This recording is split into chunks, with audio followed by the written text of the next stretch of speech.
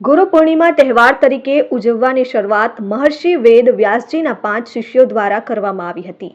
મહર્ષિ વેદ વ્યાસને બાળપણથી જ આધ્યાત્મિકતામાં ઊંડો રસ હતો। ભગવાન પર ધ્યાન કેન્દ્રિત કરવા માટે તે જંગલમાં જઈને તપસ્યા કરવા માંગતા હતા, પરંતુ તેમના માતા-પિતાએ તેમને આવું કરવા દીધું ન હતું।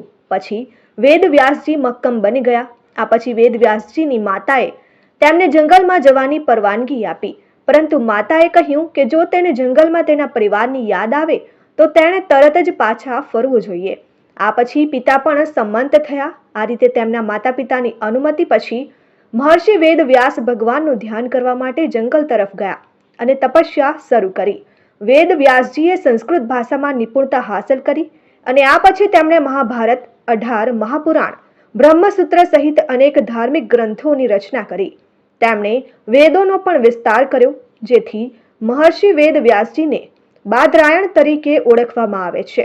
અષાઢ માસના દિવસે મહર્ષિ વેદ વ્યાસજીએ તેમના શિષ્યો અને ઋષિઓને શ્રી ભાગવત પુરાણનું જ્ઞાન આપ્યું હતું। ત્યારથી મહર્ષિ વેદ વ્યાસના 5 શિષ્યોએ આ દિવસને ગુરુ પૂર્ણિમા તરીકે ઉજવવાની અને આ દિવસે ગુરુની પૂજા કરવાની પરંપરા શરૂ કરી હતી।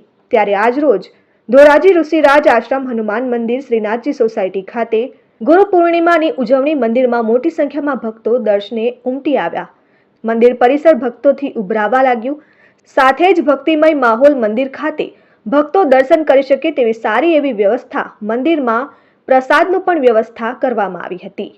ઋષિરાજ આશ્રમ ધોરાજી ગુરુ પૂર્ણિમા, હનુમાન જયંતિ, ગણેશ ચતુર્થી જેવા ધાર્મિક તહેવારો અહીંયા ઉજવાય છે। હજારો માણસો પ્રસાદીનો લાભ લે છે અને 500 થી 700 સ્વયંસેવકો આ સેવાનો લાભ લે છે।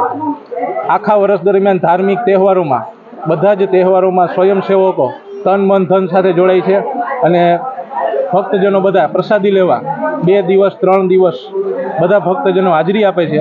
સૌનો સાથ અને સૌના સાથથી હનુમાન ઋષિરાજ આશ્રમ ધોરાજી આવા ધાર્મિક તહેવારો ઉજવી રહ્યા છે। વિપુલ ધામેચા, RN ન્યૂઝ, ધોરાજી।